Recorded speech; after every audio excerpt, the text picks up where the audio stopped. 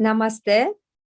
Good evening, everyone, and welcome back to our continuing series, Evenings with Sraddhalu. Namaste, Sraddhalu. Namaste. Happy to be with all of you.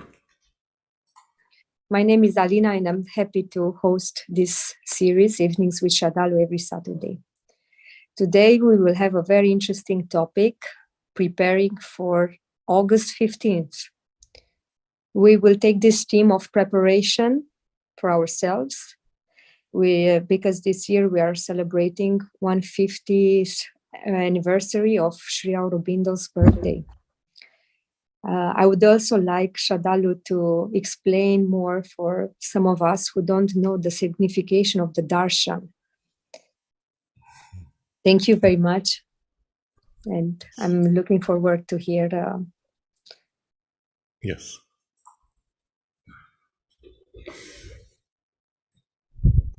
The theme for today is the 15th of August and how we have to prepare ourselves for it because of what it signifies.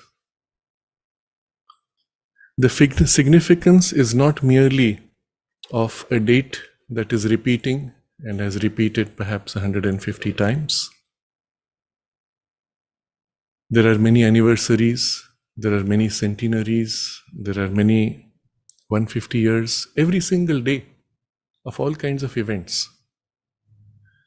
Why should this be in some way more important? If there was a special event that took place 150 years ago, why should the date repeated somehow be significant? Is it merely for our understanding, or is there actually something happening on that day? And if so, what is it that would happen mechanically just because it's a date? Because our calendar could be different. You could follow a lunar calendar, it would be a different date, isn't it? And equally, if there is such a thing, what is it that we should be doing or can be doing? Will that thing be only for this occasion of the 15th August? Does it apply for the 15th of last year or the 15th of next year? You will notice in the title of the theme, I have just put this title, Preparing for August 15th, and I have not put the year. And you get a hint that our discussion will be a little more broad and not just for this year. And nevertheless, this year also, we will touch upon its importance. And as Alina has requested, also the value of the darshan itself. But first we look back. We have to go back to a vision, a perspective which will be as large as possible, in which we will be able to fully appreciate the sense of this event. And for that purpose, we will go back as if almost to the beginning of the sense of time and the beginning of the space itself, to that where the divine chooses to burst out into a manifestation of his multiplicity of possibilities from the oneness as an expression of his delight. And thus we have this beautiful universe that exists. Within this universe, as everything moves inevitably to rediscover its divinity out of an experience of self-loss, in this movement that we call evolution, there is a persistent upward push of the divine himself. It is a force that pushes evolution, seated in the very heart of the inconscient, in the darkness, cowled in the darkness is how the Veda describes Agni, the divine will, which is seated and pushing from deep within. And it is that which from the unformed, chaotic mass of inconscient pushes to form particles, combined particles, build atoms, build molecules, build forms of life, build forms of mind, and so on, pushing from inside. This Agni, divine will, we will say, is really the burden held is by the divine himself, who holds the full burden of this inconscience and pushes massively across the universe, everywhere. And where forms are emerging out of that inconscience, the organization of the form allows a different kind of push and a different kind of experience and expression. As these forms emerge, there is an opening to their higher possibilities. So as life comes through matter, it opens to catching influences from the life world, which are already present as subtle worlds. They come to nudge, to push, to pull, and assist the emergence of the form. They then come to enter the forms to be able to manifest their possibilities here in matter. And the same when there is the turning to mind and the struggle to emerge, the same mind mental plane leans down to push, to pull, and also to manifest. And now in this present transition from mind to something greater, similarly, there is the struggle of something rising, but there is also something from above trying to descend and to manifest. But at each of these transition points, the push from below, which is a sustained push of the divine, and in this thing which we call nature, which is the divine energy that's working to organize things, this push from below can only go so far from an one directional push. It can only push so much and cannot go beyond unless there is the help from the other side to make the breakthroughs. And so each time there is a great breakthrough to be made, there is a help needed from above.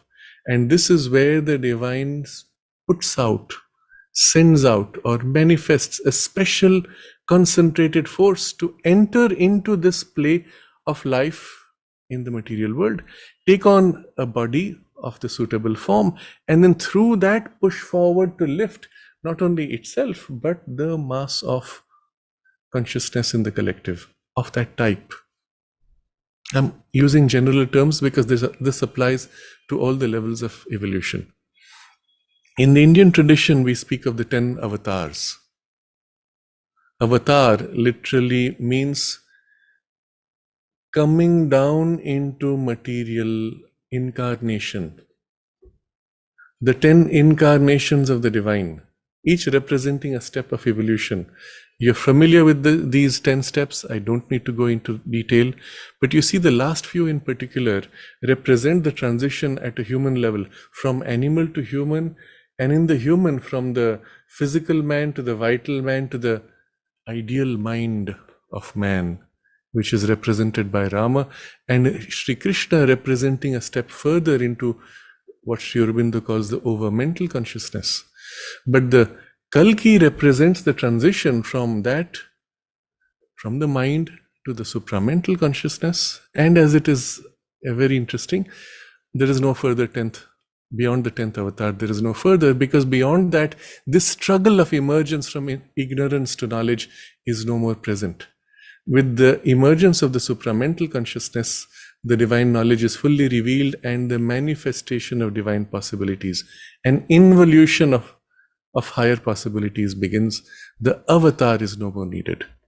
Now, all this is to set the base for an understanding of what this avatar event really represents for us.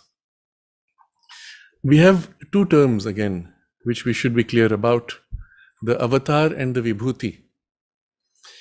The vibhuti represents special emanations from the divine for a specialized, narrow work to nudge, to push, to build, to create certain distinct circumstances, to prepare a certain type, and so on.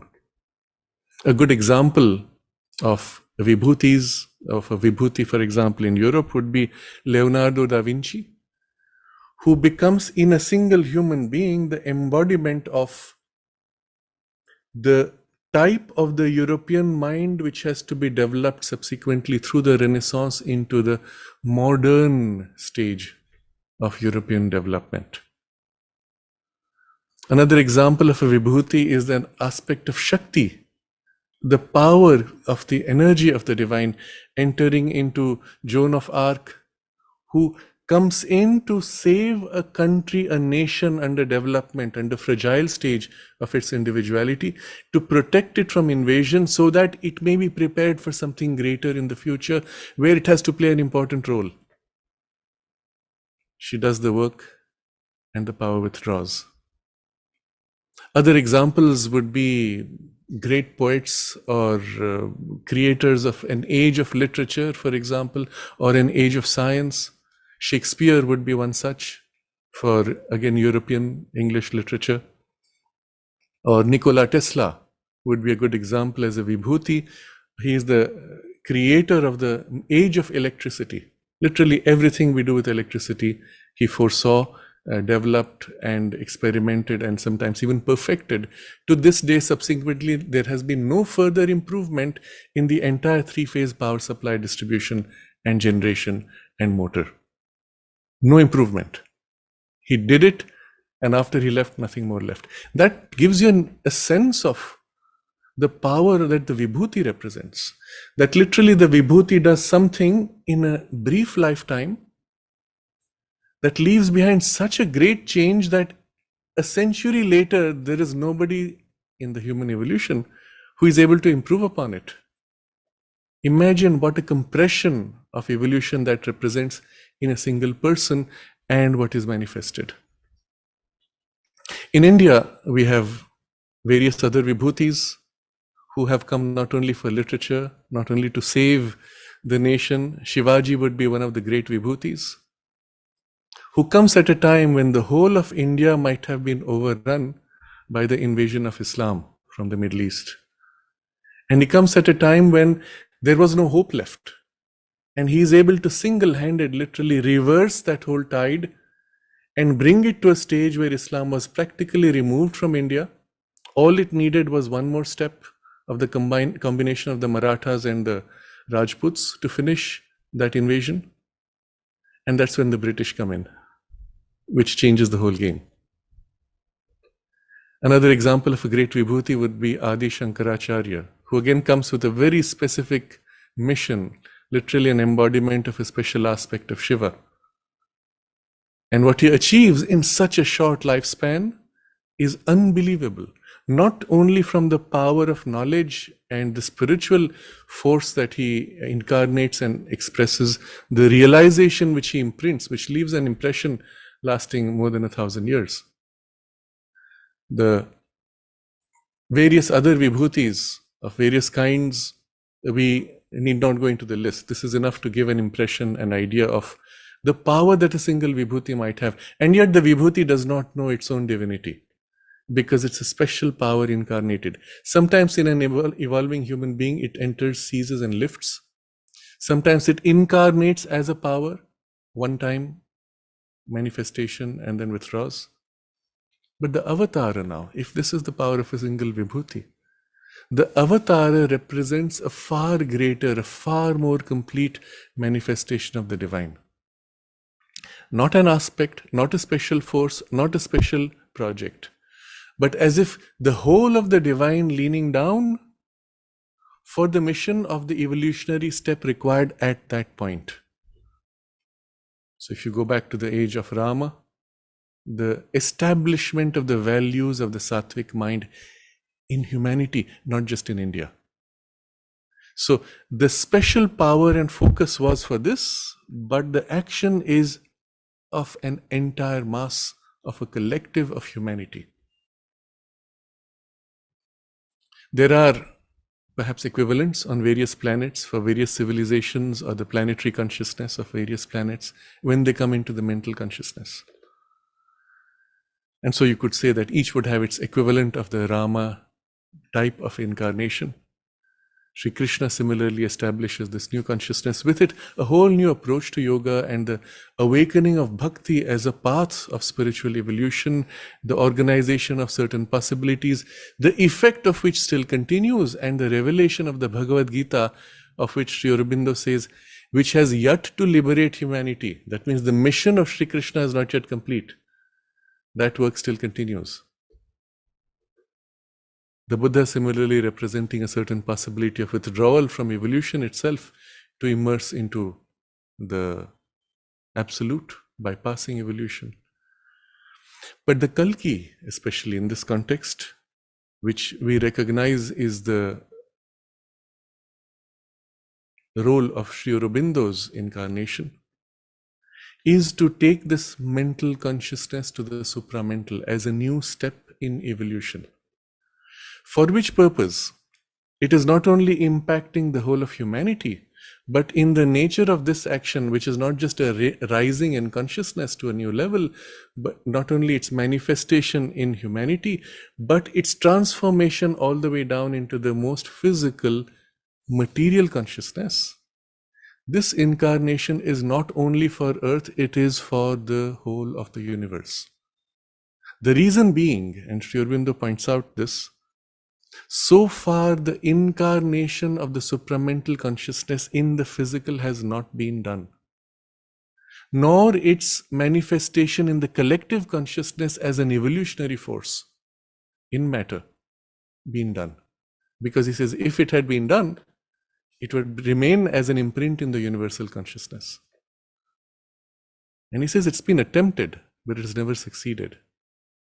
There have been great yogis, rishis who have risen to the supramental consciousness, sometimes stopping on the borderline, which is itself so overwhelming that they found passing through that borderline, it was passing through the gates of the sun, and you do not return.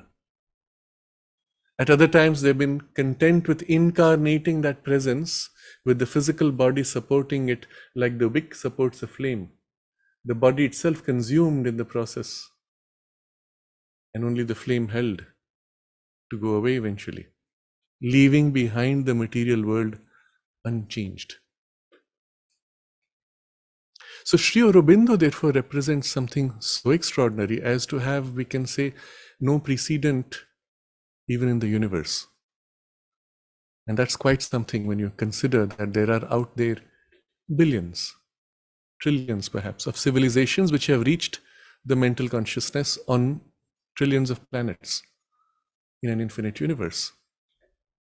And many have risen beyond the mental into the higher ranges, all the way perhaps even to the supramental, perhaps as individuals, perhaps as a collection of individuals. But so far none having manifested it into matter in the physical body with the attempt of the transformation of the material consciousness itself, which was the first attempt done in this incarnation of Sri Aurobindo. And so the avatar, we have to understand, not only establishes a whole new leap of consciousness, not an incremental change, not one of the intermediate gradations of mind, but a leap into the supramental. And the mother, I think Sri Aurobindo also explains, the gap between the mental and the supramental is bigger than the gap between the animal and the human mind. So there is no precedent for such a large leap before. So for such a great leap, not only for the entering of that consciousness, but its manifestation for transformation of matter and the work done in the physical body, which has never been done in the universe. And so this new leap of consciousness, initiating a whole new age and a new cycle of the ages, we may say the yuga is the vocabulary we use in Sanskrit. And all the while embodying it in a way that is infused in the collective consciousness of humanity. Again, if you look at the rishis of the Veda, some of them embodied the supramental consciousness. They held it while in the body, incarnated, but they had not plugged themselves into humanity. And so it was left as an impression which touches the human mind as an ideal, as a distant memory. Ah, yes, this should be possible. But it is not left as an active force in evolution. What they did was all that was perhaps possible at that time. We should not disparage the value of that phase. But that having been done, this being done now to embody in a body that plugs into the whole of humanity. And the humanity is not just earth, it also includes similar gradations of substance, mental consciousness, and the human species in the way it has migrated to so many other planets in distant times of the past. Everything being connected at the level of consciousness, but with a special focus on this earth, which was their primary objective. So we can for the moment ignore the rest, simply look at humanity on earth. And this gives you a glimpse of the sense of the power that the avatar brings. If a vibhuti is just a tiny fragment, a fraction of this totality that must come. The initiation of the avatar's incarnation does not take place one day, okay, humanity, we need help, we call out, and from up there something pops down, here I'm here to help. It doesn't work like that. The emergence of the avatar itself, remember, is from the oneness of the divine at the origin of creation, entering into the multiplicity. As powerful an event as the emergence of the whole universe out of the divine. Except that did not take place in time. But still, that event is being replicated at the level of the avatar's incarnation, but for a narrower focus of an individual in the universe. But the power behind the event is as great. This is extremely important to understand. And so out of that oneness, outside space and time, there is this power that enters into space-time. And this is something so important. It's literally, if you take the surface of a lake, and from above, a large stone entering the lake.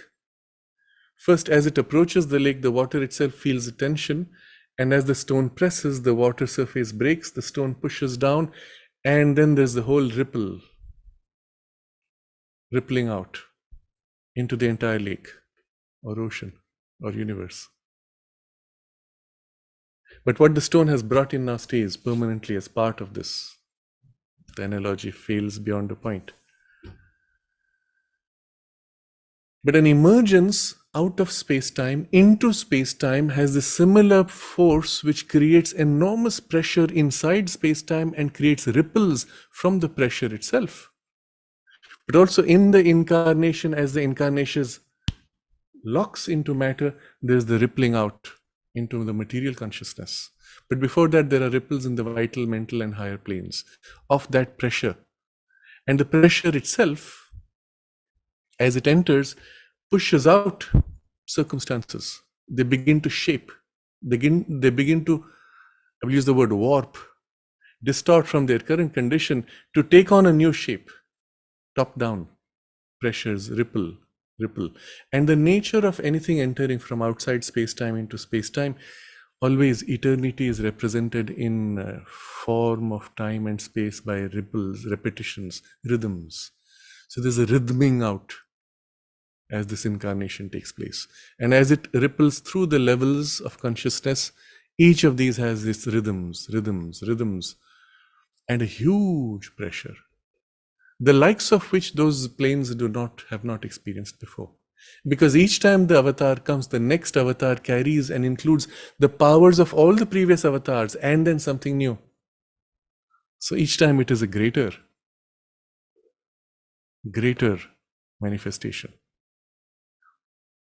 And so, as the rippling takes place through the worlds, each of these worlds is stressed and changes are being compelled in them. The mental world is suddenly thrown into a whole agitation of what?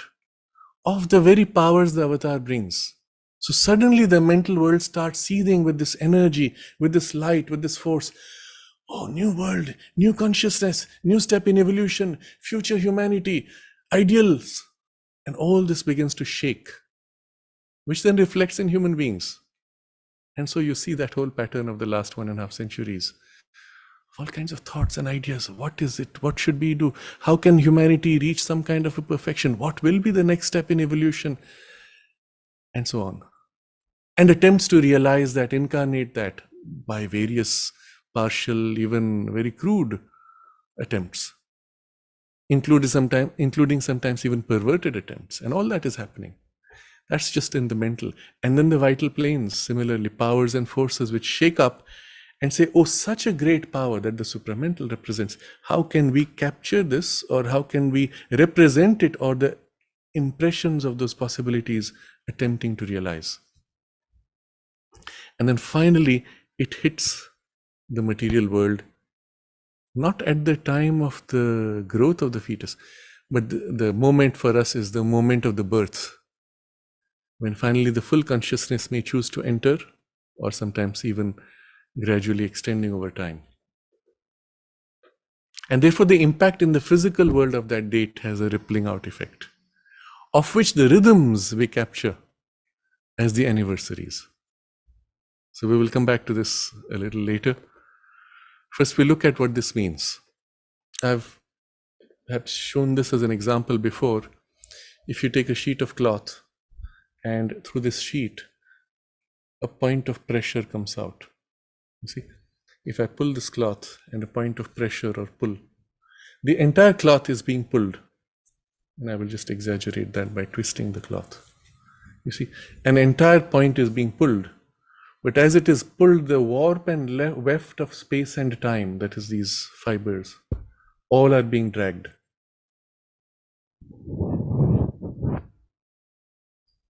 This happens on all the planes with the coming of the avatar. Warp and weft of space-time, pulled, dragged. And if the coming of the avatar itself is this gigantic rhythmic unfolding, all those steps in between are also creating rhythms of the various kinds.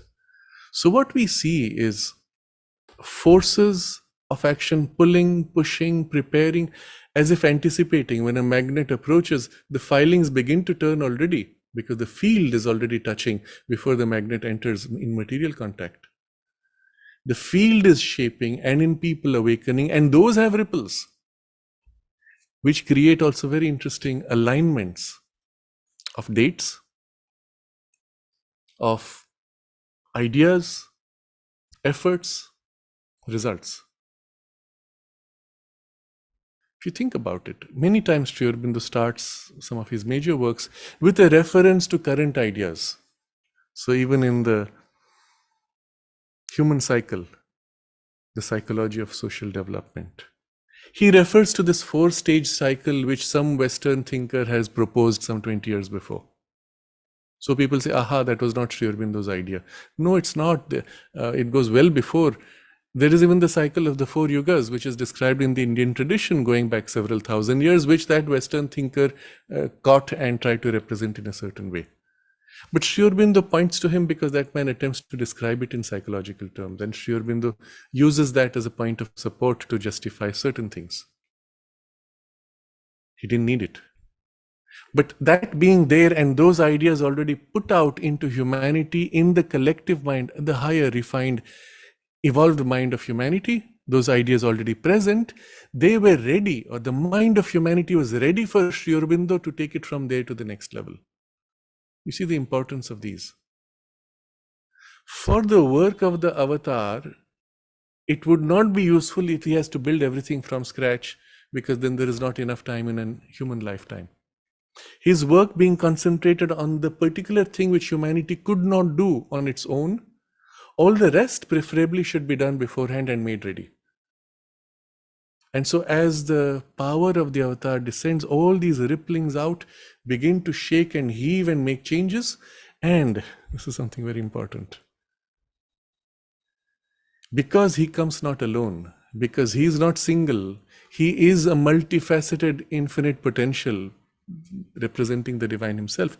All his aspects and powers also radiate out of him. And as rays, they as if project ahead to prepare the ground and light up the space of the manifestation. And each of these rays, you go back to our earlier discussion, is a vibhuti. So in the manifestation of the avatar, there is as if a radiance of vibhutis that come crowding ahead, along with, and sometimes subsequent to, but less after. Bulk of them come ahead as radiances ahead, which enter the human field and start preparing the ground, with all these ideas, forces, events, organizations, circumstances, to make them all ready as far as possible so that the avatar's arrival has humanity as ready as it can possibly be for him to be able to take on the full burden of his work. To the extent humanity is not fully ready, it's an opportunity lost. So there's this huge pressure of these vibhutis that come. Looking back, you'll notice, particularly just before 1872, which is Sri Aurobindo's birth year, just before that, going back a few hundred years even, all over the world, circumstances suddenly begin to shift in a way that disrupts the balance. You have, for example, the European colonization, not only of the Americas, but pretty much all over the world that began. There were the invasions in India. There were various other invasions and colonizations, the creation of empires, which were beginning, going back even 1,000 or 2,000 years.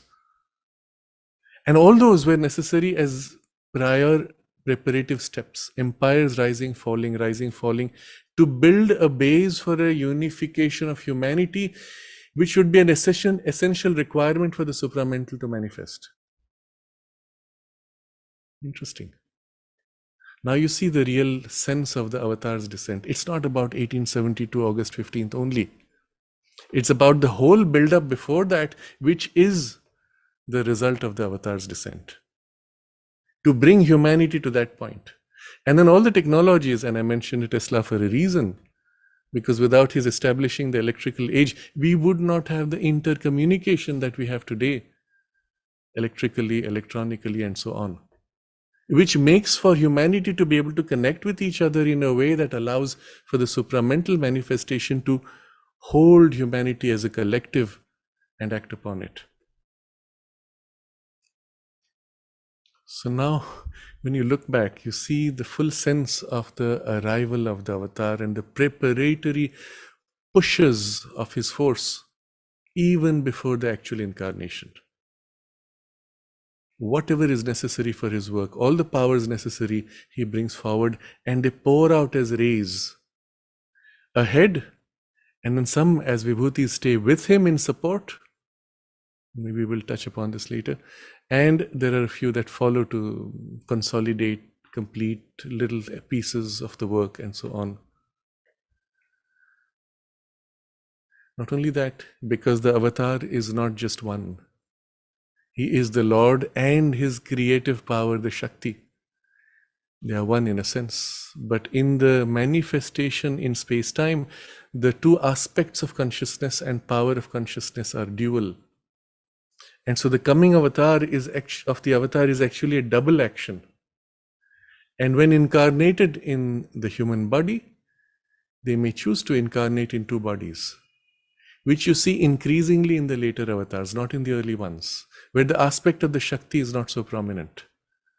But increasingly the role of the Shakti and the place of the Shakti, it becomes almost equal, and this time what we saw was an equal play of both.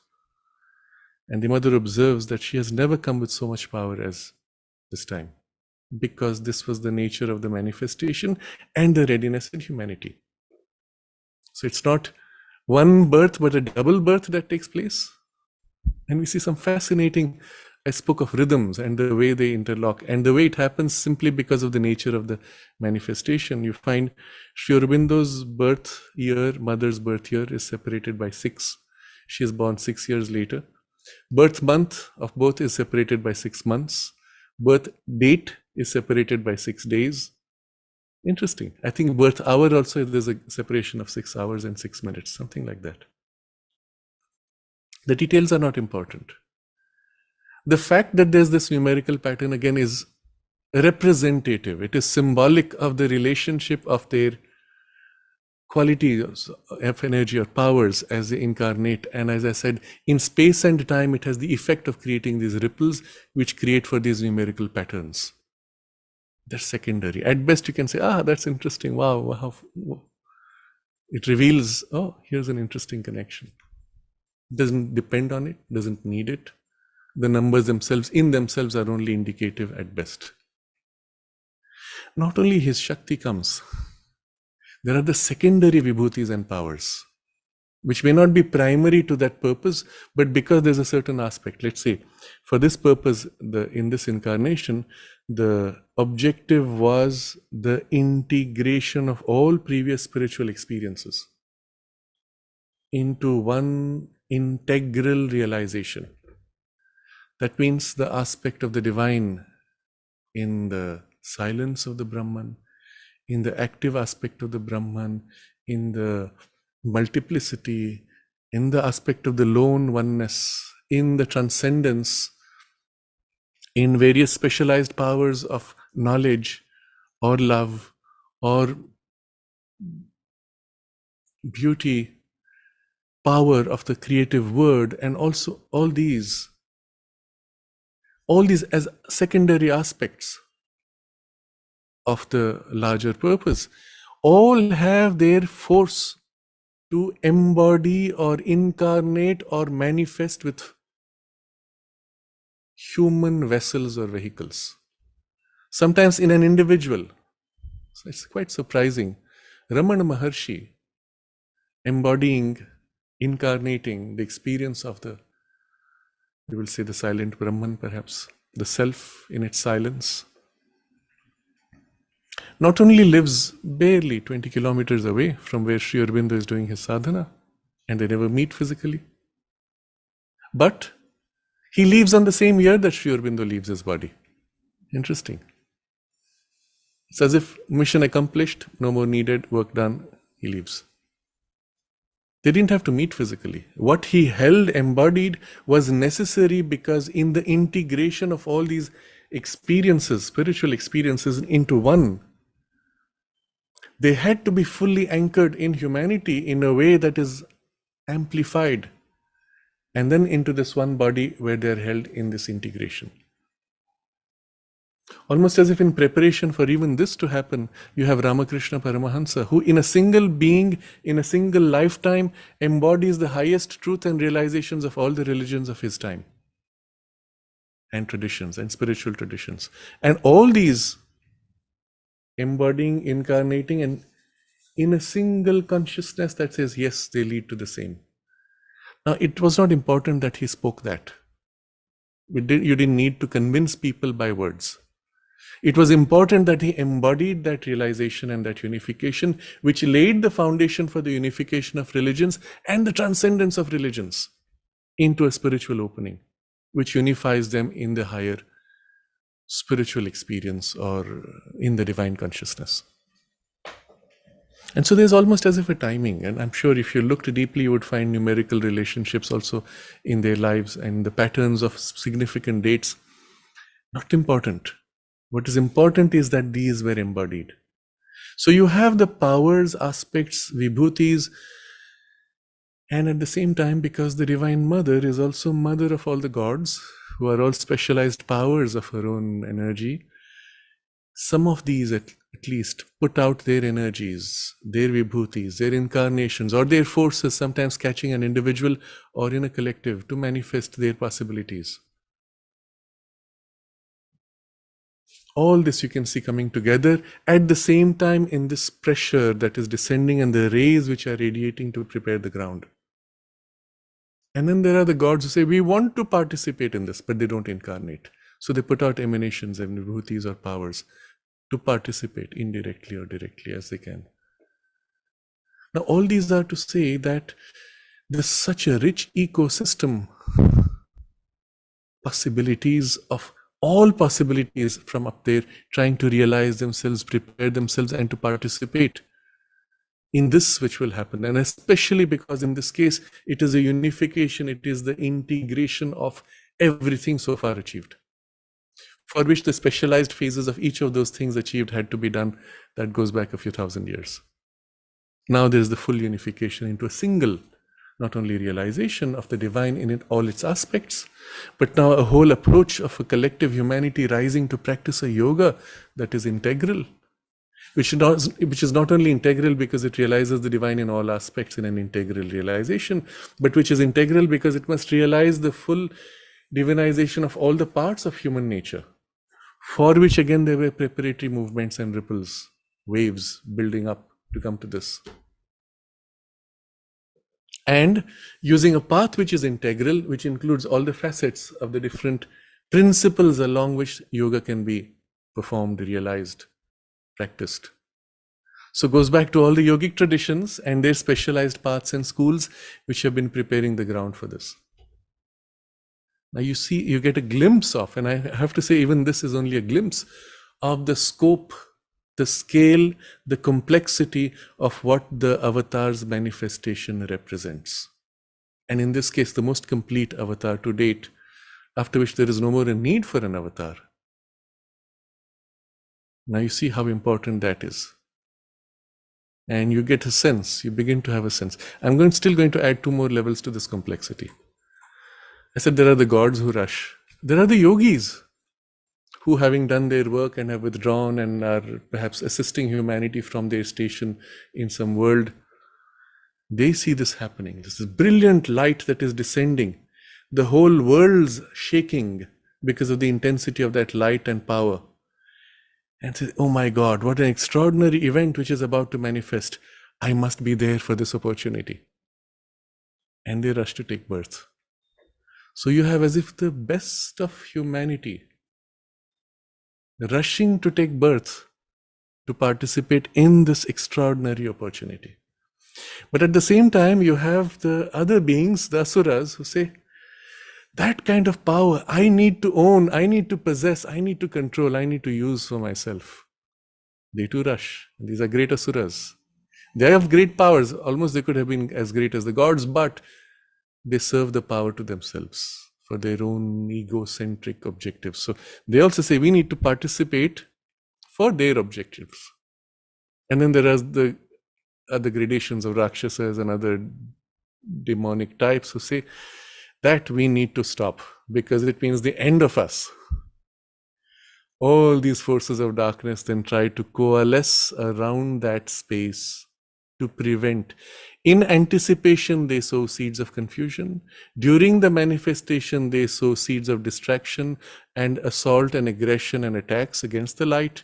And afterwards, they again bring in confusion to try to distort and bring turbidity into the light. All of which we are seeing today. Now you see the fullness, scope of the multifaceted play of forces around this time and the incarnation of the avatar. And all this begun from the source, because in the unfolding scheme of things, there comes this rhythmic poise where nature is unable to push on her own from the push from below, the evolution. It has taken the maximum it can and needs the help. And so across time, across space, there is this answering response of the divine that comes to enter, to seize upon nature and lift nature and to assist in the transformation and divinization.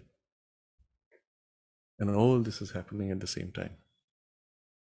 In a short span of a human lifetime.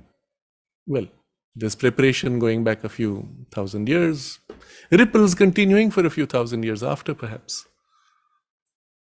Over the next centuries, we will still see the consequences of this event still unfolding, because it's as if they have acquired a tremendous form and force on the higher gradations of consciousness, but not yet got sufficient embodiment in human collective consciousness, even some individuals occasionally, but not yet fully in the collective. And so these forces are still working to create their own centers of collective realization. Aspects, facets, powers, sometimes even distortions, sometimes asuric energies trying to do their own thing. Take these truths and warp them to suit their own purpose. All that happening at the same time. While Sri Aurobindo is writing about the sun-eyed children of a marvelous dawn, you have in Nazi Germany, Hitler declaring the sun children, which were a distortion of that idea, who would be their future and the future of humanity at the same time. While Sri Aurobindo is speaking of the supramental sun, here you have the elite occult group around Hitler speaking of the black sun and the realization and manifestation of the black sun in human evolution. Interesting. Where Sri Aurobindo is speaking of a divinized supramental being, you have Nietzsche all the way through into the Second World War, the vital aggrandized Superman. which in fact was one of the objectives even of the Nazi occult elite, to create that or to embody that. And they went through their own fascinating exercises and experimentation in this purpose, but not a spiritual content, an occult, vital, warping, distortion of a truth glimpsed, to be reduced now to an asuric intention. This being an extraordinary opportunity now for the evolutionary leap, something more happens. All of us who were, let's say, in the intermediate worlds, having completed a life in a period of rest, which can be from human standpoint anything from 2 years to 100 years, depending on the soul's evolution and choice, all of us see something extraordinary happening. This is the time. We need to take birth now. Catch this moment for our evolution. We can't miss this. And so all of us plunging to take birth. And among these are everything from the most ordinary human types to the very special types. And you will find Sri Aurobindo referring to the sun-eyed children of a marvelous dawn. And it's quite fascinating when you read that text from this viewpoint. And I will just read a few lines from Savitri, where he's already describing this whole chaotic passage of the breaking down of an age and the building of a new. So he says, a giant dance of Shiva tore the past. There was a thunder as of worlds that fall. Earth was overrun with fire and the roar of death, clamoring to slay a world his hunger had made, etc. So that's really the destructive passage of the end of an age and the beginning of another. And then he says, I saw the omnipotent's flaming pioneers over the heavenly verge which turns towards life. So, you can live in the heavenly verge and there's that edge which turns to life. Just there. Come crowding down the amber stairs of birth. Very suggestive. It's not like one or two said, okay, let's go down. They all say, wow, what an opportunity. And they come crowding down the stairs, which are quite narrow because you don't need more than a few at a time to come down. They all rush through and the stairs are crowded with their feet rushing. And what are they going to do? Forerunners of a divine multitude. They are not going to be the divine multitude. They're the forerunners, but they come to participate. Out of the paths of the morning star, they came into the little room of mortal life. They live in this widened consciousness, but this little room, I saw them cross the twilight of an age, the sun-eyed children of a marvelous dawn. The marvelous dawn has been initiated in a sense by the avatar's coming. We're still too close to the event, but the dawning has begun. It's still behind the screen of confusion. But through it, you can see the light. You can perceive something shifting in massive ways.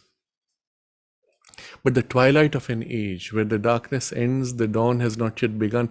And there's the sandhi is the term in Sanskrit, yuga sandhi, the joining point of two ages, which is characterized by chaos. Because one age is finished and you see only the destructive end. The other age is just barely starting. You only see a chaotic confusion of its beginnings. And so it's primarily chaos, with the two overlap.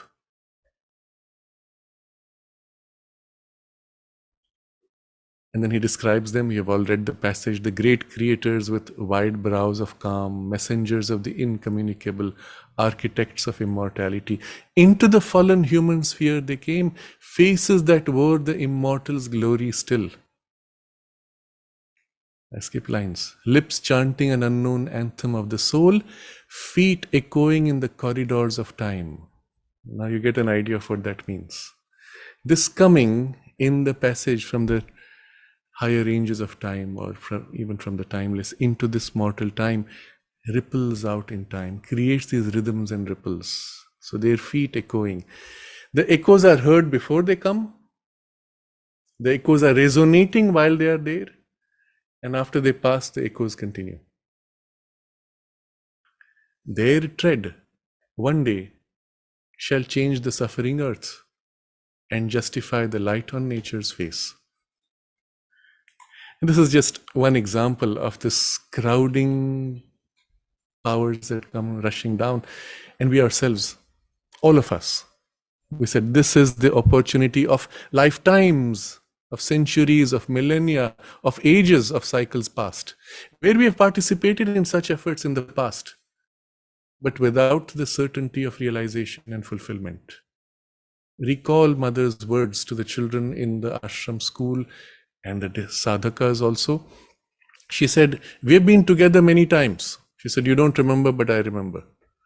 And in all those past attempts, some of which were destined to fail, but they had to be made to keep alive the ideal. She says this.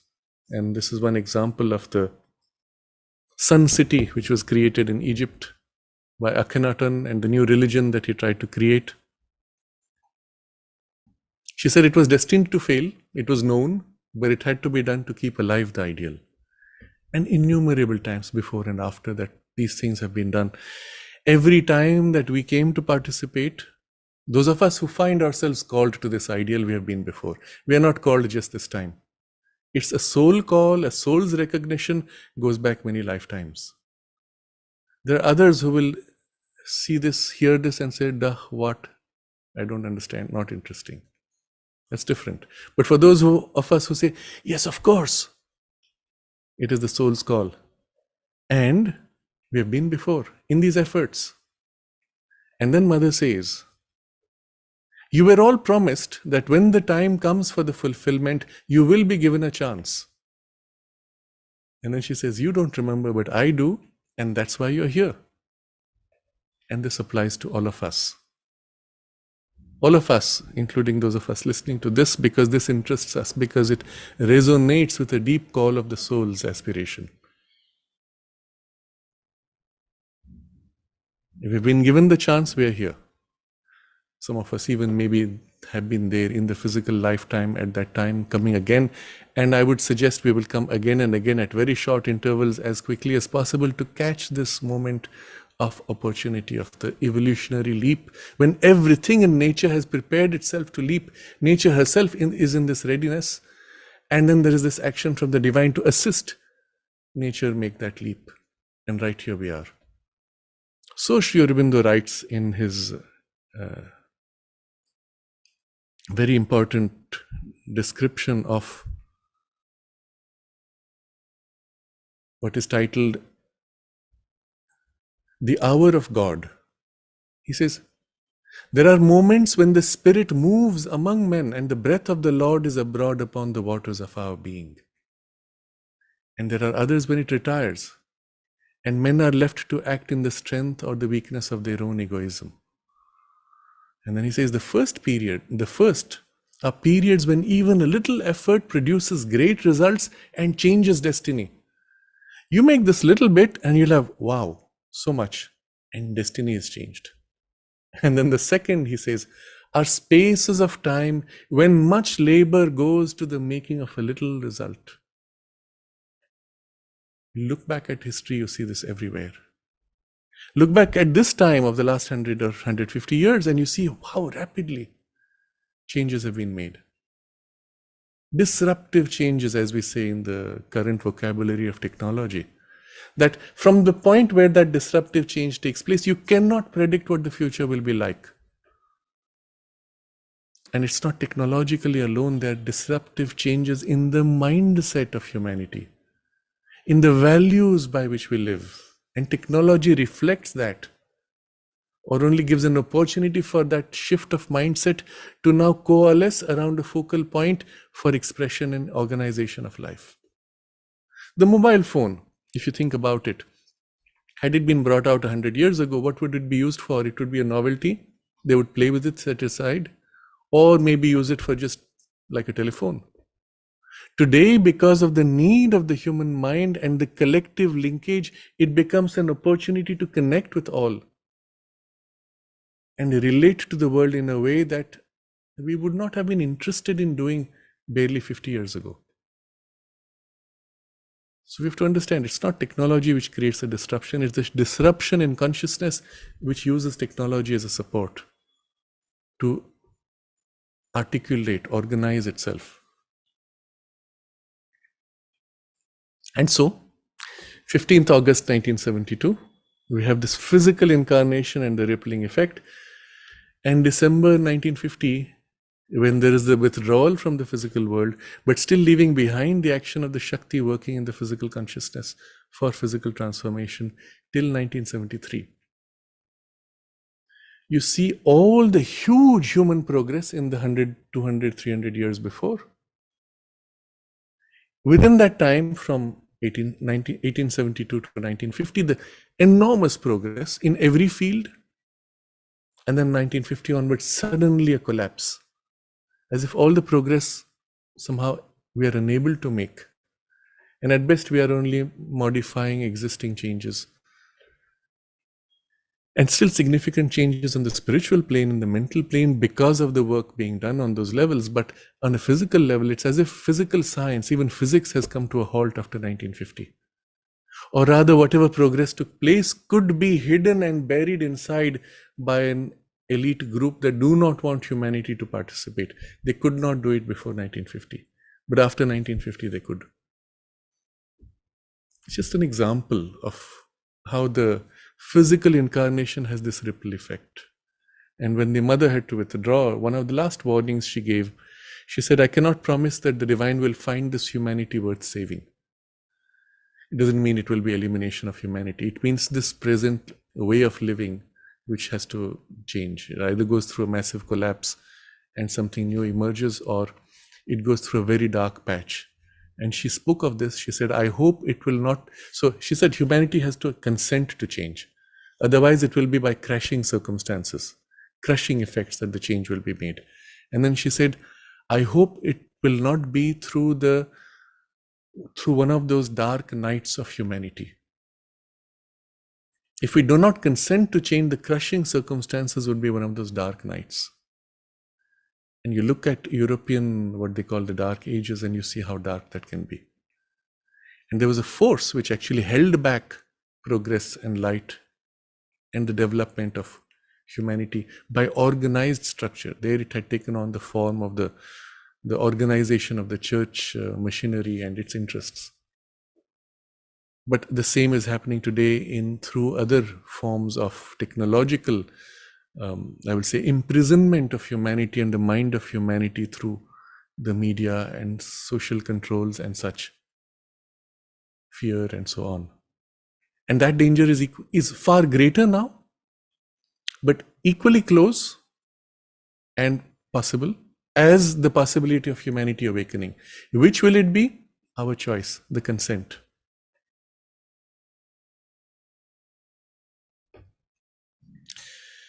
When we look at Sri Aurobindo's life, we see this very interesting pattern of the ripples of the dates and the rhythms appearing in many times, in many ways. One of those you see particularly during the Second World War, where he was intervening on many events, and you have a series of events around the 15th of August, or on the 15th exactly. Fascinating, the Japanese surrender. There were at least 3 great battles where the victory took place on 15th of August during the Second World War itself.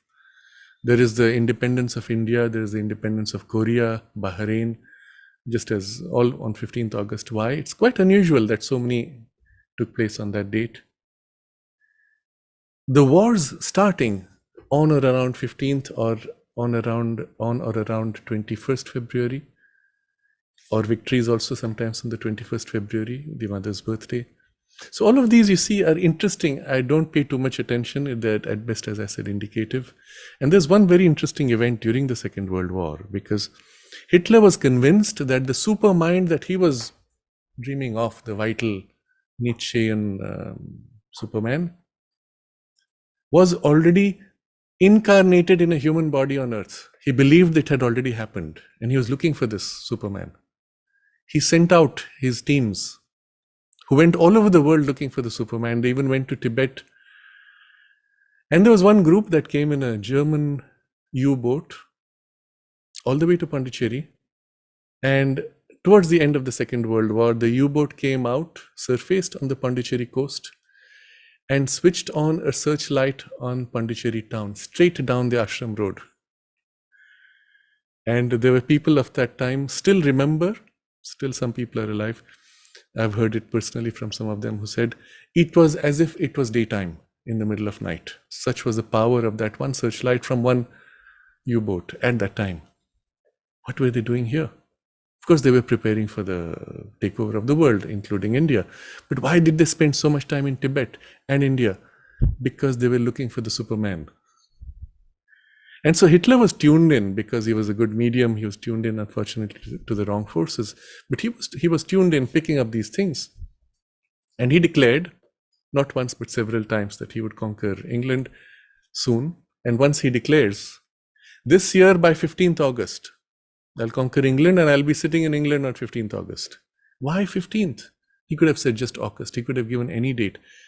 No one fixes, no military strategist declares a fixed date in advance. It's the most stupid thing you could do. But he does it. And why? This date attracts him.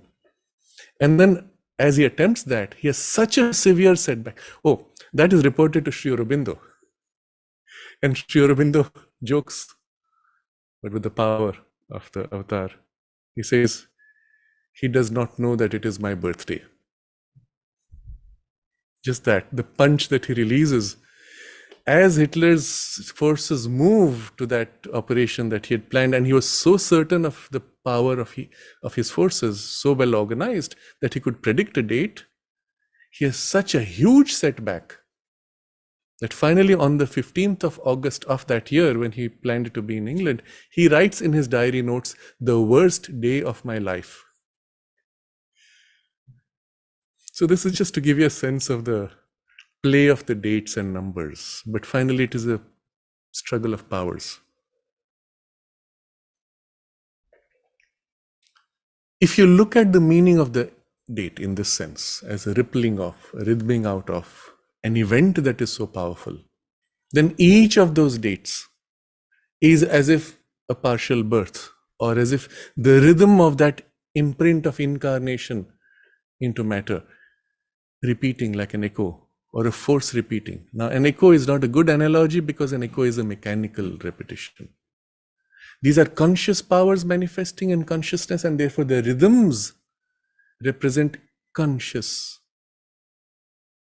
manifestations, rhythming out. But as I said earlier, the date is indicative. It's rather, if all of us forgot that date for some reason, the power would still rhythm out, but may or may not fix on that date. If tomorrow the scientists decide that, okay, because of change in Earth's spin rotation, we're going to remove one date from the whole year, or we're going to reset the calendar, which was, by the way, done at some point a few centuries ago. They knocked out 15 days just like that to reset the calendar to match the astronomical positions. That was in Europe. If they did something like that, to the force, it wouldn't matter. It would just be rhythming out. And since it is not fixed on the physical sense of time, it aligns naturally to the receptive call in humanity. If the receptive call, if somehow all of us said, okay, today we are going to invoke, being the 13th, today we are going to invoke, today is the 15th, and our calendar has been changed by some intervention. Well, the fact that we turn to call, the rhythm would come and hit at that time. Or if we postpone, sorry, there was a COVID break, we have a week or two of shutdown, we come out of that shutdown and say, now we will observe. To the force, it makes no difference. It's a realignment. In the physical time, it does not matter. The force aligns to the receptive call of the consciousness. Mother spoke of this many times. She said, you people, she even uses this phrase, sometimes mischievous, but she says joke, and she said disrespectful. Even she used the word that it was disrespectful when she said, people asked, why do you do this Durga Puja and Lakshmi Puja? She says, because it amuses you, my children. And they say, what, you do it because it amuses us? She says, okay, I was a little disrespectful, but yes, because you want it.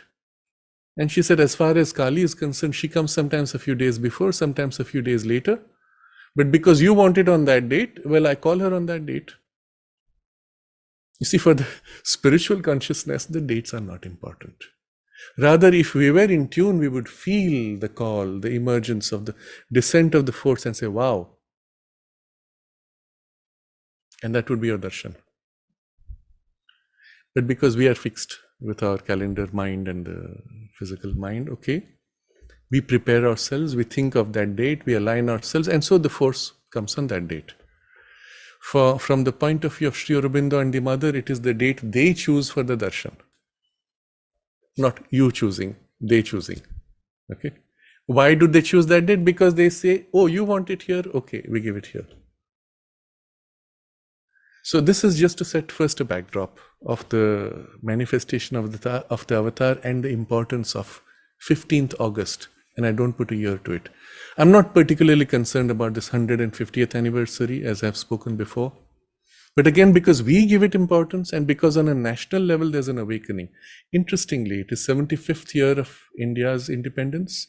So all over the India, there is this huge push by the government, by people of an excitation to celebrate 75th anniversary. And over that, they are told, oh, it is also 150th anniversary of Sri Aurobindo.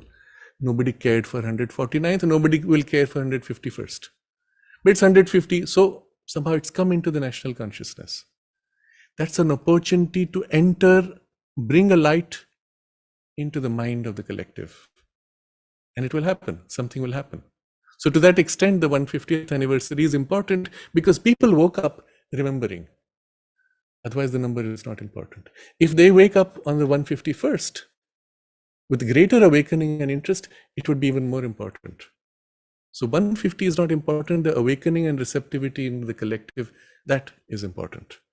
Even the disciples of Sri Aurobindo, it's become a routine. It's a darshan day. Okay, you go to Pondicherry or you sit, you do a prayer, you listen to some music, have a lecture, go home, feel good perhaps, you received something. But you received something because that day you woke up and prayed and concentrated and tried to receive something, you were open. If you did that the next day, you will get it again. And if you did it every day, you would get it every day. But we don't because, well, that's a darshan day. I've actually been to some places where I met people. They said, oh, we look after the Sri Aurobindo Center in this city. I said, wow, what do you do? Oh, we meet 4 times a year on the darshan dates. And we pray, we concentrate, we meditate, and that's it. Well, you come on that date, you will get it on that. You come every day, not to the center, but in opening to the divine, you will get it every day. So understand here the importance of the human receptivity from the divine consciousness. She is ever present, ready to pour. It's only a question of you waking up to listen. And so the 150 is important from that point of view. Because people have woken up and are thinking actually, and perhaps wondering, who is this Sri Aurobindo? And let me read up a little bit about him. I know nothing. And in that attempt, perhaps something else might use that turn of consciousness to bring in a certain light. So I have no doubt that the date will be important because of this reason, and it will have its ripple effect in the national consciousness. But bulk of India will not even know that it happened because of that opening. They would just say, oh, since 75th anniversary of India's independence, there's a change in the collectivity, a greater openness, a greater awakening, a greater unity, a greater force of idealism, something. They wouldn't even know that it was in fact that momentary turn of the collective consciousness to receive a higher light. So having said this, it sets a base for now reading something from Sri Aurobindo. Before 1926, 24th November, which was the formal date when the ashram was established and Sri Aurobindo withdrew from direct public contact, meeting people at first only for 3 times on the darshan special dates, and then later 4 times. Before that, he was, well, every day available, but there were certain events when they had more close personal meetings, and especially 15th August was a special day. Not only because it was his birthday, which was the superficial part, but because on that day there would be this huge downpour of energy. And you have some of the descriptions of people at that time saying how the whole air would be as if full of delight and blissfulness. And they would feel lifted in a kind of a light. And they didn't know why. Of course, they knew it was the 15th, but the force itself manifesting with such intensity. So on the 15th, he would meet them all. They would have a meditation, they would meet twice, and then the second time they would have more of a conversation and chat. So 1923, Sri Aurobindo meets on his birthday, 15th August, and he speaks to them and he says, formerly, we used to celebrate the event of my physical birth in a vital manner. There was the seed of the inner truth in it. but the manifestation was vital. What does that mean? Typically what people do on birthdays: sing, dance, blow out cake, eat food, feel good, that kind of thing. That's your vital. Okay, something more subdued in the ashram context, but nevertheless it was primarily vital. Oh, Sri Aurobindo's birthday, excitation. Seed of inner truth. But now, he says, now I wish that if the day is observed, it should be in keeping with the truth it symbolizes. So no more vital. What is the truth it symbolizes? The supramental truth. How would you observe this date to symbolize the supramental truth? That should be the way we observe it. You all know of the supramental truth that has to descend into our life. This day, that truth is symbolized. Now here we have the true sense of the 15th of August. Every year, the supramental truth is symbolized on this date.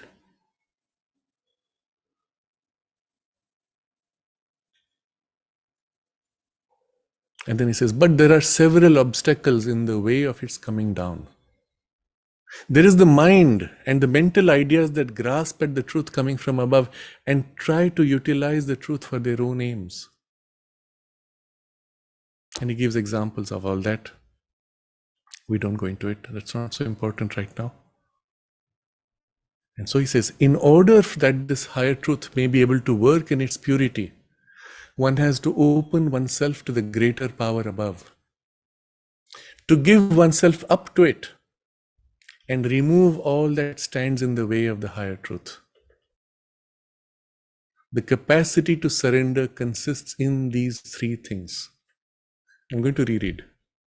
But this is literally going into the very essential foundations of the yoga itself.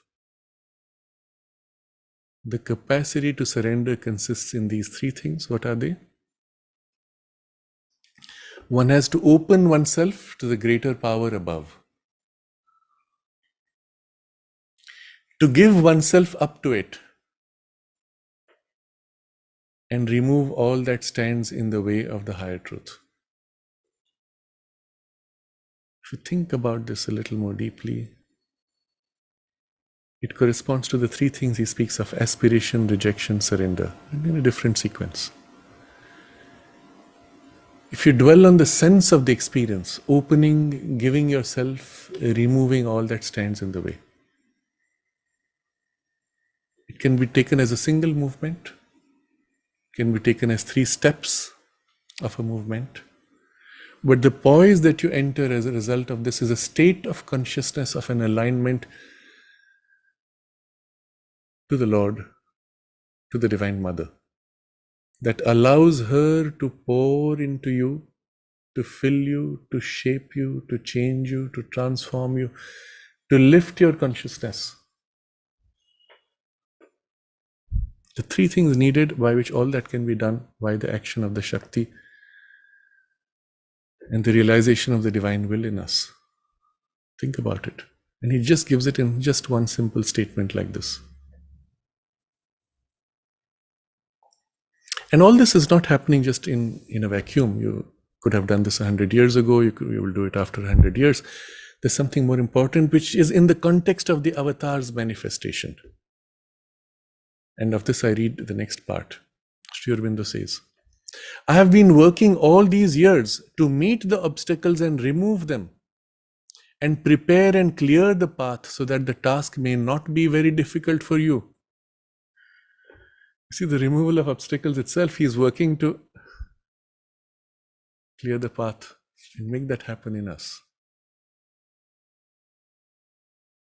As for my helping you in that task, it all depends upon your capacity to receive the help.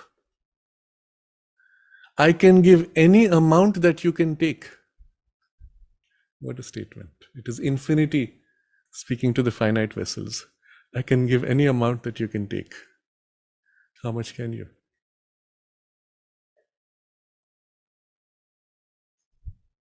Then he says, there is an idea that today every sadhaka gets a new experience. Because it's 15th August, we have come, we are open. He says, that depends upon your capacity to receive the truth in yourself. You will get only according to your capacity. And what is that capacity dependent on? On this three things, which is the capacity of surrender, which we spoke of earlier. Open yourself, give yourself, remove all that stands in the way. So then he says, real spiritual surrender is of course quite another matter. But if any of you have experienced even a degree of it, even some faint reflection, then the purpose of the 15th will have been served. Now we have to keep in mind these are not exact words of Sri Aurobindo. They are as recalled by one of the disciples. And so approximately, not precisely the exact words, but something in this direction. And he was reasonably accurate. I think this is from Anil Baran's recollections, or was it? Let me see. A.B. Purani's recollections. So A.B. Purani was very accurate in this respect. Next year, 1924, 15th August, again they have a meeting. And he says, it has become customary to expect some speech from me on this day. I prefer to communicate through the silent consciousness because speech addresses itself to the mind, while through the silent consciousness one can reach something deeper. This again tells us something very important. You could go and say, okay, speech, I'm going to listen and think. Useful, if nothing else. That's what we're going to see in much of mass of India. If it remembers 150th anniversary of Sri Aurobindo, oh, okay, it'll be in the mind. But as a disciple, even as a devotee, and the distinction is very important. A devotee is one who has devotion. A disciple is one who follows a discipline to put into practice what the master teaches. Okay, so as a disciple, but even as a devotee, you want to receive as deeply as possible in your inner layers. The mind being only one of the layers, and even there is the inner part of the mind of which we are not mostly conscious. And you want to receive as completely in all the parts. What's the best state of receptivity for that? If you're in an excitation of movement, you get nothing. If you become very quiet and still in all the parts, all these parts become very transparent, and into them the light can pour through, the force can pour through without distortions, without reflections, without ripples, warping. Transparent, still, silent, entirely aware, entirely opening, entirely giving yourself. And you've removed already the distorting elements as far as possible.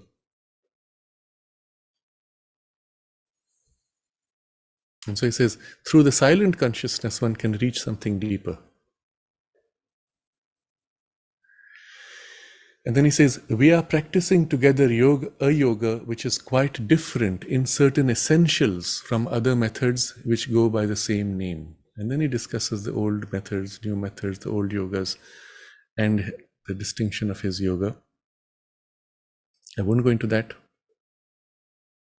But towards the end of this, he says, we have to bring down the highest power to the physical plane and govern the most external detail of life by it. Mind cannot govern them. We have to call down the higher light, power, and ananda to transform our present nature. This requires an essential, utter sincerity in every part of the being, which can see clearly all that is going on in the being and which wants only the truth and nothing but the truth. And this is the poise of the receptivity. And then he says the second condition of the light coming down and governing even the smallest detail of life is that one must grow conscious of one's divine personality, which is in the supermind. He speaks of the collective aspect of particularly the ashram life, where he says we have arrived at some kind of solidarity so that mutual help, that one can mutually help or retard our progress. And this is the dimension of collective life. more strongly felt in the ashram and in Auroville, where the collectivities are actually formed in a framework, elsewhere felt in a smaller scope in various centers and in our individual and other collectivities of life. And so he says now, the conditions for the transformation of our being are the opening of ourselves to the higher light and an absolute surrender.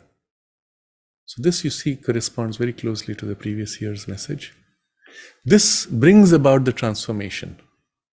So that if there is an essential sincerity, the opening to the light and surrender, a gradual growth of consciousness on all the planes, we can become ideal sadhakas of this yoga.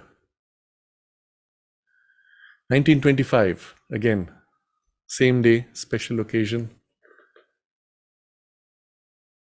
There's a whole discussion about what is the necessary condition for the supramental to manifest. And one of the disciples says, it means we have to create the necessary atmosphere to bring down, for the supermind to come into the physical plane. Sri Aurobindo responds, that is the whole attempt. You ought to help in it by creating the necessary condition if you want it to be done this time.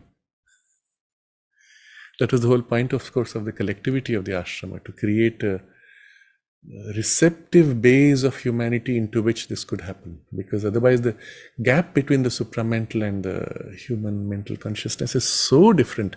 The power so great. It is infinity entering finite bowl. You can't hold it unless the bowl itself prepares and acquires some degree of an intermediate opening to infinity. Now, Sri Aurobindo says, you ought to help in it by creating the necessary condition if you want it to be done this time. And then he says something very important. Pointing to himself, he says, there is the center. You can take from it, but we must all be on the same side if we want to succeed. If you give room to hostile suggestions, you retard your own progress and also the general advancement. What are the hostile suggestions? In some other part of the discussion, he says the suggestion that, oh, it's not possible, it's too difficult, it's far away, it won't happen this time, or it has failed, I can't do it, it won't be done. All these various things. Even particularly he speaks of the formation of the more, what we call the modernized mind, which is skeptical and doubtful and says, is it even possible? Is it even real? Can it even be done in such a short time? All that, he says, prevents, retards your own progress and also the general advancement. Again, later in the conversation, a disciple asks, what is our place in the yoga? That is, what is our responsibility as sadhakas? Sri Aurobindo says, well, you can help the attempt by one pointed aspiration. You should reject everything that stands in the way of fulfilling this ideal. But if instead of doing that, you go on accepting the suggestions of the hostile forces and repeat their mantras, which give you and others the idea that it is not possible, then you help the hostile forces. Disciple asks, what should be done to reduce the resistance of the physical nature? Sri Aurobindo, you must have an integral aspiration for the truth.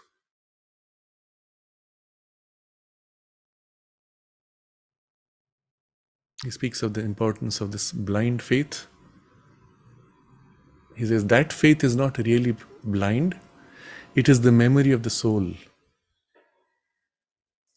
Faith is much more necessary to bring down the supermind.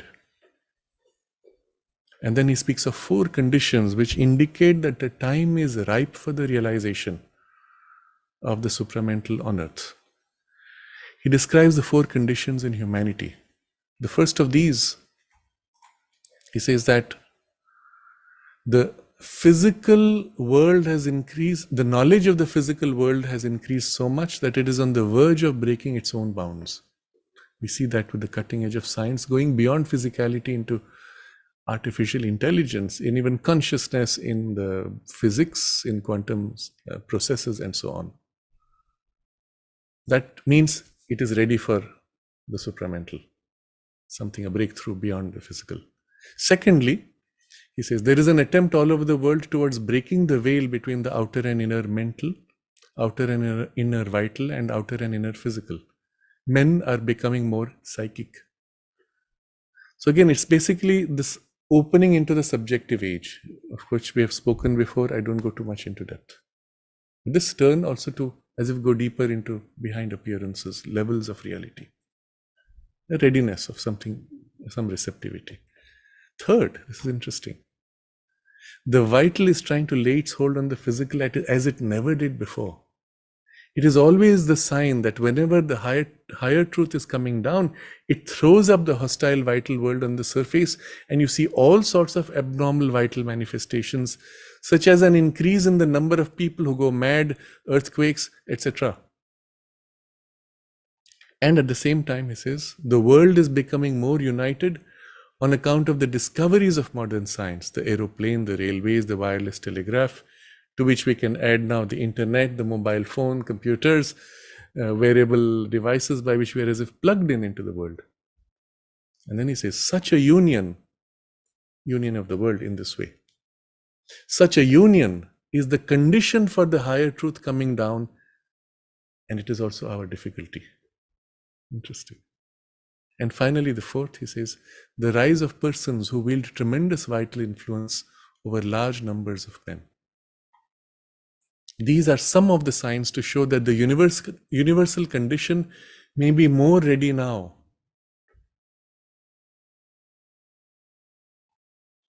Having said this, we recognize that there is an opportunity, something is happening already. 1926, we have the last of these conversations, because after that, August 26, 1926, and then from November on, he withdrew from the direct contact. So here he starts in a very different mood. Remember, already at that point, the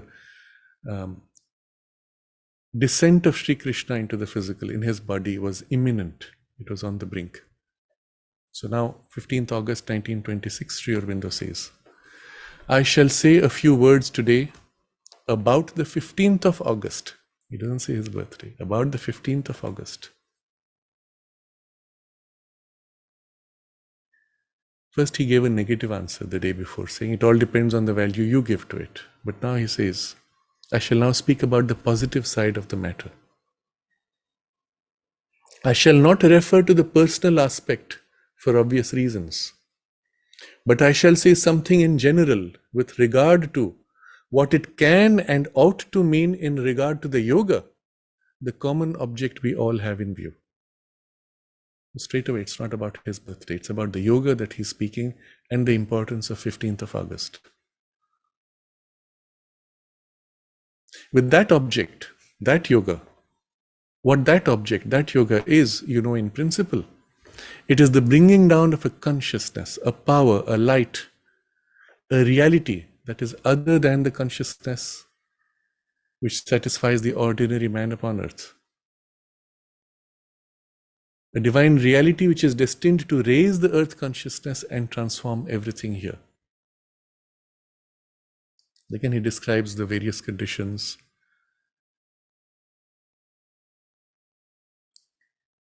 He says, once this consciousness power descends, it is there for all time and every day for those who are willing and fit to receive it.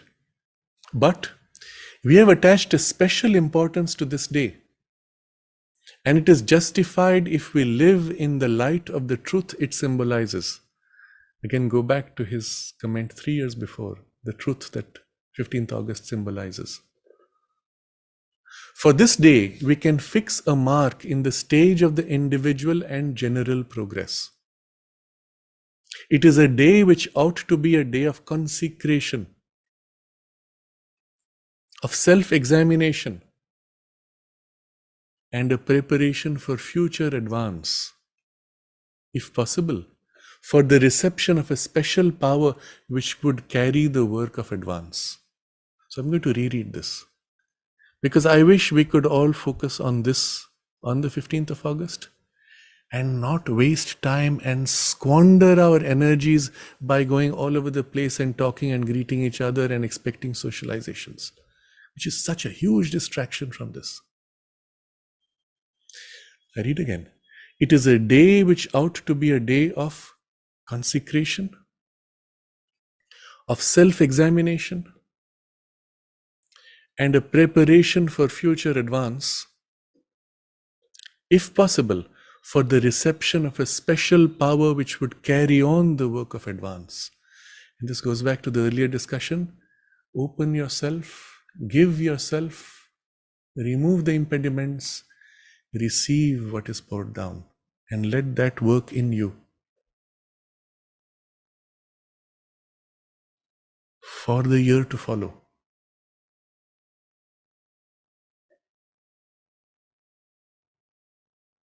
This can only be done in each individually if he takes up the true attitude and lives on that day under the right conditions. That was what I meant when I spoke the other day. It is we who can make it a decisive day in this sense. And it is we who can help to fulfill it. You see how important this is. It's finally the choice we make. But this is the choice required. And in preparation for this, what do you do? This also he explains. There must be a consecration from beforehand and a looking inward on the past to see how far we have reached. What in us is ready? What in us has not yet changed and has yet to be changed? What stands behind waiting for a complete transformation? What still resists and what is still obscure? There must be the aspiration, a calling down of the power to effect the change which we see to be necessary.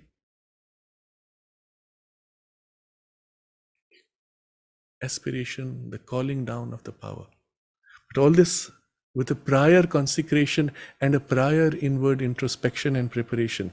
So it's as if you're looking into yourself, you see what is done, what has not been done, what needs to be changed, what needs to be worked about, and then bring all this forward in an opening and a self-giving and an aspiration and the calling down of the power to fill you, and now to work on all this which you have introspected upon and therefore which is richly conscious and ready to be given and can now be given fully for the direct action of the Shakti working on it. This is central to the sadhana. And the prior preparation makes this possible. It's not that you wake up suddenly that day and say, okay, now what's happening? What do? I open. There has to be the build-up of the prior preparation. So let's start today, the 13th. And we have 2 days. Let's start this work today.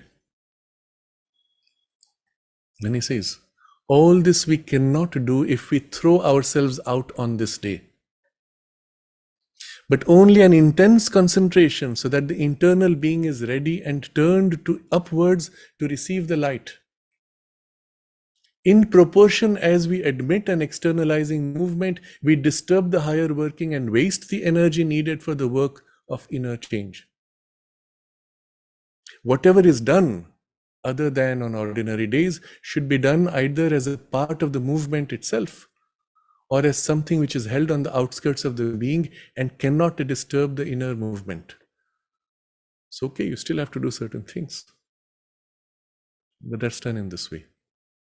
And all the customary circumstances of the day must be used for advance. So customary, we go to Sri Aurobindo's room, we receive a message, we put our head on the samadhi, or now it is so crowded, we avoid going on that day, we do it the day before, or we go in the evening, or we go the next day. Almost customary. But if you can bring into it the spiritual intent, then it will be valuable. Use every customary event for advance. Even if there is a customary sweet distributed in the dining room, you receive the sweet and you eat Sri Aurobindo's birthday. Use for this advance. He continues. And if you came to me in the morning, it should not have been in fulfillment of a customary ceremony, but with your souls and minds prepared to receive. If you listen to me now, and if it is merely something that touches your mental interest and satisfies a mental interest, I would rather remain silent. But if it touches somewhere the inner being, the soul, then only has this day a utility or a purpose. And the meditation too ought to be done under such circumstances that even if nothing decisive descends, there would be a certain infiltration, the results of which would come afterwards. Now, for those of you who are in Pondicherry, you know what this means, and it's a very chaotic scene out there, unfortunately. Very disturbing. If you can hold this inner poise, pass through, cut through that chaos, focus on what needs to be done.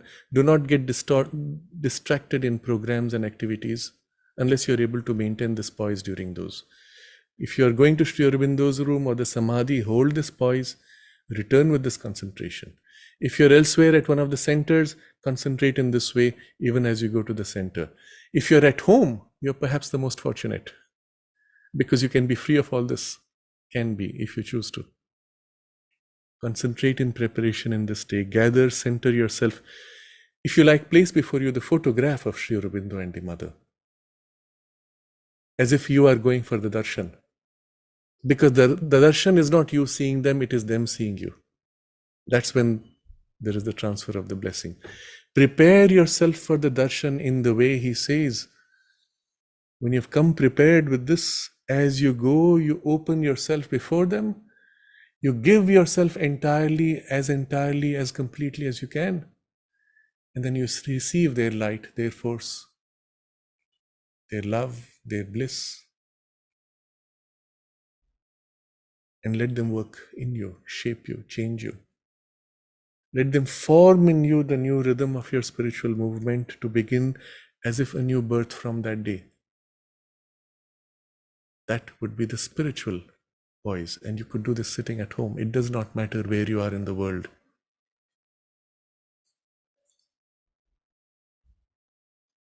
You come back to the text.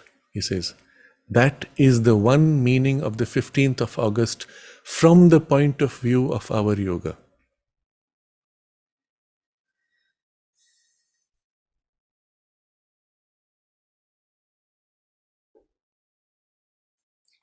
There is more he says about the spiritual poise, and I think it is worth reading, at least a part of it. The third thing to remember is that if all is to be changed and done, there must be complete surrender with no reservation in any part of the being, no compromise with the old customary thoughts and human ways of doing things. Wherever anything is reserved, it means the truth is not accepted, and we shall commit again the old mistake of partial achievement and transformation. We should leave no room, no field for the indulgence of ignorance. For us, there can be no compromise between falsehood and truth, between the supreme and the lower nature. It is by remembering these things that we have to take stock of our work, to see how much is to be done, not in any spirit of pessimism, but because the way is long and hard and cannot be done by miracle. It can only be accomplished by a large and thorough movement. Each step you have to take as a mark, as an encouragement, for a step towards the beyond. On one side, no lack of resolution and zeal for the victory to be won. That's the enthusiasm you keep. On the other, no hasty impatience or depression, but the calm certainty for the divine will, the calm will that it shall be done in us. And the aspiration that it may be done for us, so that it may be done for the world.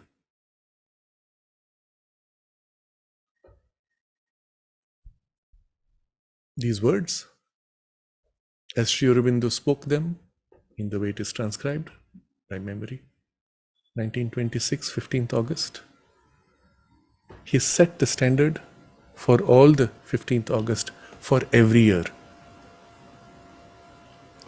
It is the full power of the transcendent divine pouring through as the avatar, rippling through the whole universal space-time continuum and incarnating as an individual in a human body on the 15th. And the impact of that rippling through in the rhythm every year that we are aligning ourselves to. And these words come from him as guidance of the meaning of the 15th of August, the truth that it represents, and the means by which we are to put ourselves in relation to that truth to make the most of that opportunity.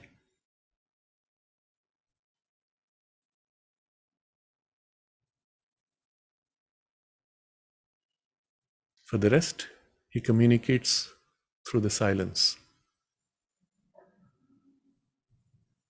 And so we will remain in silence together, all of us present today in this concentration, collective concentration and aspiration to prepare ourselves for the 15th and to make a little effort to be able to put into practice the guidance he has given us so that he may be able to act in us through his Shakti, the Divine Mother, to do the work that he has promised. And when he said, "How much can you take? I'm willing to give you everything. I'm willing to give you as much as you are able to take." And so we will concentrate for a moment in this quiet aspiration and with the resolution to make the necessary effort over these next 48 hours. But it won't stop with the 150th anniversary. It won't stop with just the 15th of August. What we hold as a poise should be for us at least a small repetition every day in the smaller rhythm of our evolution, a step every day. And then every year, a relook at the past growth, necessity for the future, and a special concentration for this power to infuse into us, to give us the push for the rest of the year of the same work to continue every day.